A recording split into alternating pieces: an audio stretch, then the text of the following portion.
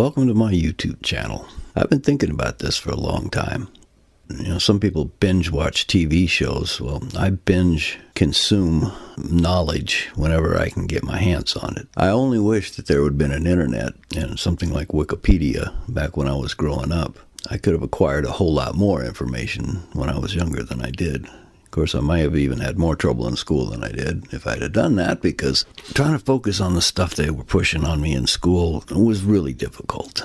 I got bored a lot, and the stuff just didn't interest me. It was presented in odd ways that did not work with the way my brain works.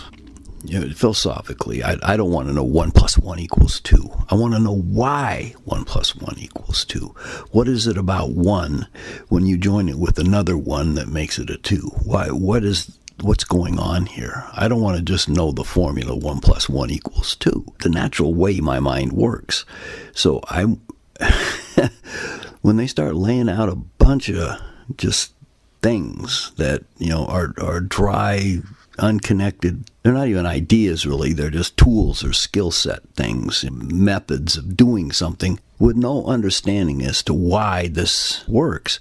I go to sleep. It bores me. I don't care about that. I care about what's behind the thing. I want to know who that old man is behind the curtain and how he's driving that mess up on the screen that everybody's looking at and ignoring the man behind the curtain. It's just the way my mind works. I had a lot of trouble in my first few years of school. A lot of trouble. In fact, I failed 6th grade and had to do it over because I could not get with the program. Now, it's a rather interesting fact that of all the years leading up to 6th grade, the one that I remember learning the most during was my 6th grade that I failed. The reason is that I found in the back of the room, they had a little small library with a whole bunch of biographies in it, and I read them all. I went right through them, picked one up, and read the next one, and then the next one, and the next one. And I learned about Alexander Graham Bell and Chief Joseph of the Nez Perce. I learned about Thomas Edison and George Washington and many other historical figures, and I loved it. I found reading that year, really, that was reading secular stuff. My whole life was saturated with reading the Bible and reading the works of the Seventh Adventist Church prophetess Ellen G. White. I read lots of that, and I was interested in it in that it was presented to me as being extremely important material that I needed to know, and so I took other people's word for it and poured myself into doing that. However, there was one religious book that I got into very young. Even before I could read, I had my mom read it to me, and then later I read it again. It was called The Pilgrim's Progress by John Bunyan. That book was fascinating to me. It was highly creative. It laid out the whole philosophical framework of Christianity from Bunyan's point of view in a physical way, with a fantasy land of characters. And of course, the characters all had the names that correlated with their personalities.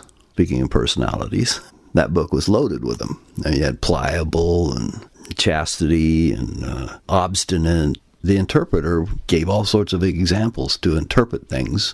Just as an example from the book, there was a couple of kids who were sitting in a room, and they were offered the choice. They could wait and get a reward later, or they could take the reward right now. Well, the wise one, of course, waited and got the reward later on. The greedy, foolish one took the reward immediately, and he went right through it. It was gone, and another one still had his coming later on. And when he got it, the first one, who'd already gone through his, wanted his share of the other ones. Very typical of human behavior. To me, especially at the time, it was very instructive.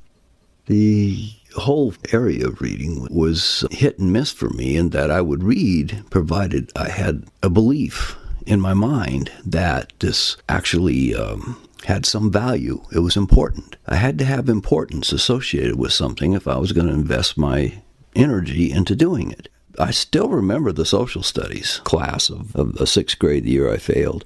Of all the classes we had, that was the one I hated the most because I saw absolutely no interest in the subject whatsoever. It was a study of South America And of course, my ignorance was complete. I knew nothing about South America, but I also didn't want to know anything about it. I didn't see any connection between that and my life. And so I did not apply myself to that. What I'm really looking at, the way my mind works, is if it is fascinated, interested in some topic, if it finds importance in the topic, it engages completely and utterly. It does nothing else. It's obsessed with that topic until enough information has been consumed, acquired, to fill the need. And it's a need as strong as any starving man's hunger. When that switch is thrown, almost nothing can stand in my way. I'm going to learn what I need to know about that particular topic. And I will go after it with everything I can until I have satisfied my sense of sufficiency. I feel like, okay, I have enough of information about this topic to understand it. It now makes sense to me. Now I can move on to another topic. And I will. I will find another topic, and it may have absolutely nothing to do with the last topic I just had a binge feed on. I move from topic to topic, and they can be utterly unrelated, apparently. However, they come back to help me at later dates. One of the things my wife is always telling me is that I have a filing system in my head where I remember things that she just can't even understand how I do it. And she bought a coffee cup that said, "I don't need Google. My husband knows everything." Well, of course, that's absurd. I don't know everything. I would like to know everything, but I don't. But I try my best. My ultimate goal is omniscience, even though I'll never even scratch the surface of getting anywhere near that. But it is an ideal that I strive for. I always want to know just about everything. And as I've gotten older, I even want to know about South America, even though I didn't in 6th grade. There are so many fascinating things out there, and they're all connected. Everything is connected. This universe is all connected. And so whatever you learn is something about this universe, something that's connected to everything else in the universe. And so all knowledge, in one way or another, at least has the potential of being useful. And so I don't know, it is possible. And since a lot of this is a subconscious driving force, I mean, it's not like I consciously say, oh, well, today I want to learn about this. I want to know what the distance of the moon is from the Earth and why it casts a shadow that's 100 miles wide or less, or possibly no shadow at all, solid shadow. I want to know why these things are true. So naturally, when this thought hits me, I go off and research everything I can on the subject. How hot is the sun? How many millions of degrees is it at its center? What's the temperature at the surface? What do sunspots mean? Why does the number of sunspots matter, and how can it affect our climate? Do the cycles of ice ages and interglacial periods, are they preordained? Is there something that can change them? Are we destined to have another one of those horrible glaciations coming? Those kinds of things. What is the frequency of middle C, and how does that relate to the D above it? And what is a half step in music? What's the change in frequency? What is the range of frequency from the lowest A on the piano up to the highest C on these kinds of things? In a way, seem like completely esoteric ideas. Why? Who cares, right? Well, I care. I just care. At some point. I don't care all the time on every topic. I care about something that I'm learning about at the time. I'm obsessing over. I will drive and drive and drive until I feel like I have a mastery of that topic, and then I move on. I've always done this. I mean, this is not new behavior, but only recently did I realize, after studying the Myers-Briggs system and finding my functional stack, as they call it, I have introverted intuition.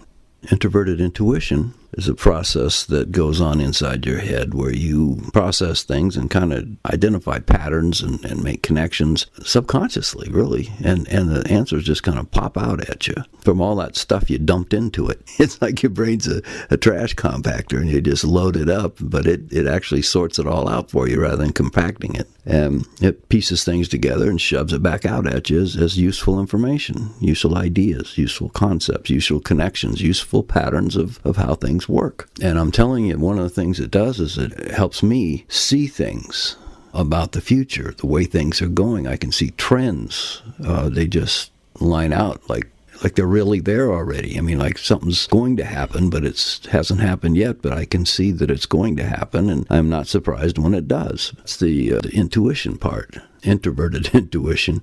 I've always done this, but I didn't know anything about it until I learned about the Myers-Briggs and what an INTJ is like. I have some quirks even within this range. I'm not just the run-of-the-mill INTJ, if there is such a thing. I went through and tested.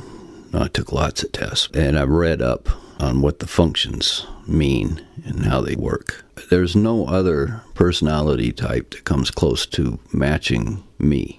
With my functional stack, test scores that I've got testing for those individually has come out to show that I overlay the INTJ exactly. I have a 90 on introverted intuition, and I have a 65 on extroverted thinking, and I think it's 15 on introverted feeling, and something like 10 on extroverted sensing. All my scores for those areas are exactly where they're supposed to be for an INTJ. However, something that I have found, well, first of all, I took the Big 5 test, found out that my extroversion score was 0%. I have absolutely no extroversion. I am totally introverted, and one of the places this shows up is on my function tests. I don't have a single function that isn't larger, have a larger magnitude score on the introverted side than it does on the extroverted side. My thinking, which is 65 on the extroverted side, which is where it's supposed to be for an INTJ, is a 80 on the introverted side. Thinking just blows everything else away when you combine the scores. But my introverted intuition is still a higher score than my introverted thinking.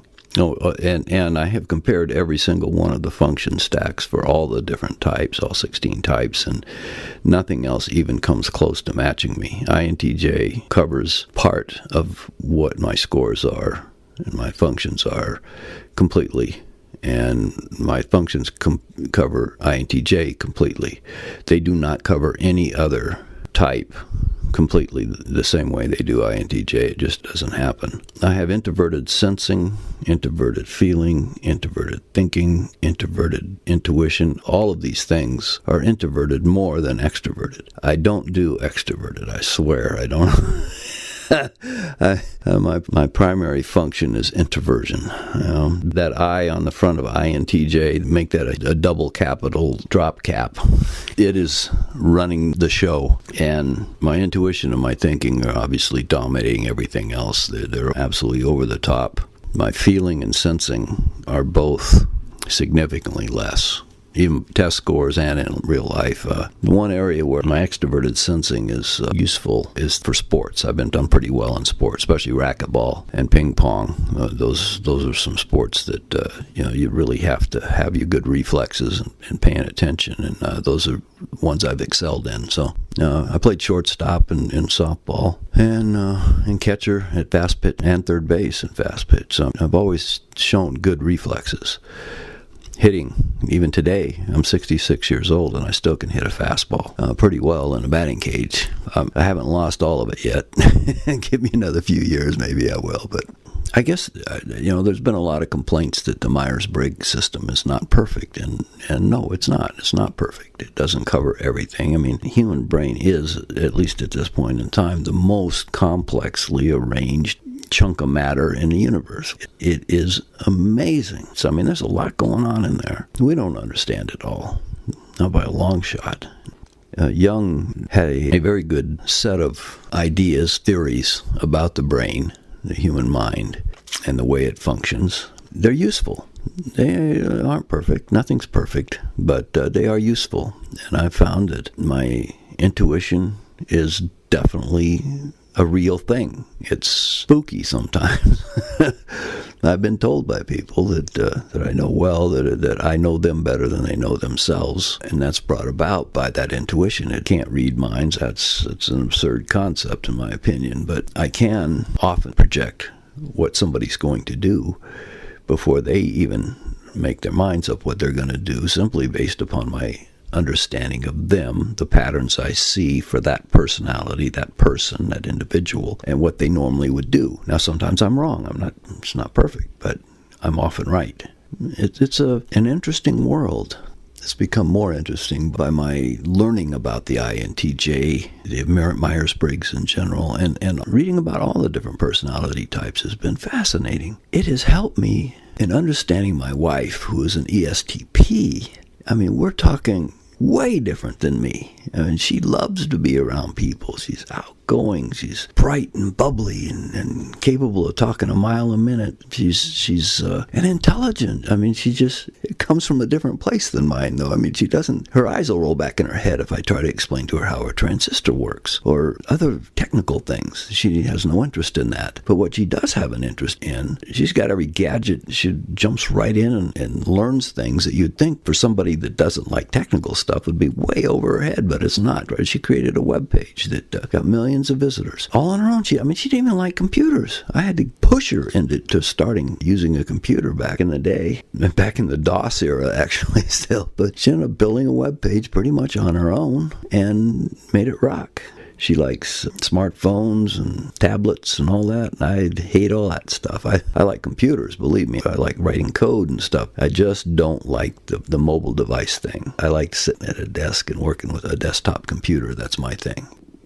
One of the things that my wife and I have struggled with in the past is when we go traveling in the car. In past years, we've had some of our biggest knockdown, drag-out fights in the car. We've always said if we ever got divorced, it would be because we were in the car. In studying the Myers-Briggs, it completely cleared that up for me. There's been a couple times since then that we've had the opportunity to have problems in the car, and they just didn't happen because I knew what was going on. Always in the past, my assumption was that she was telling me, like commanding me, giving me orders to do something. Like when we're pulling into a parking lot where I'm making choices behind the wheel, what I'm going to do, and all of a sudden she starts telling me what to do. That's what it sounded like to me. I found out that an extrovert doesn't do like I do and think things through and then talk. It's the exact opposite.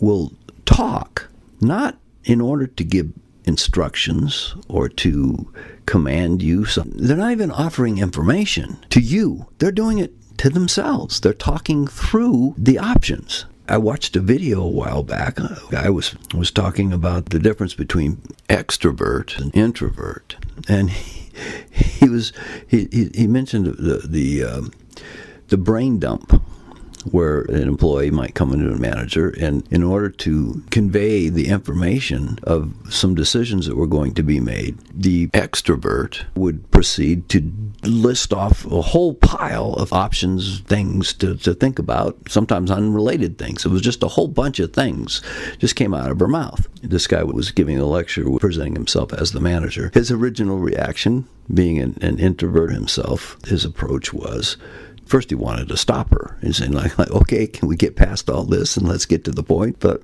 he learned over time that what he needed to do is shut up and listen, and let her do the brain dump, get all the information out there. And then she would, through that process, analyze the stuff she's dumping out and pick out the items that were of importance, and then she could present them to you. And that was, for me, just like a light going off and say, that explains everything. My wife is doing exactly that. She's not telling me to turn left. She's telling me that turning left is an option. There's also turning right, going straight. There may be a car up ahead. There may be an open parking place over there. There may not be. And she's going through all these options, and then she can settle on the logical next step. And meanwhile, I already know where I'm going. I know what I'm doing, and I know where I'm parked. I already see the parking place. I'm going there. And all of what she's doing is just an irritant to me at the time. It's like she's telling me what to do, and I already know what I'm going to do. See, and this has caused problems in the past, over the years. I mean, we've been married 41 years. And bless her heart, she's put up with me all these years, because I can be a real porcupine at times, especially at times like that. She's put up with me all these years.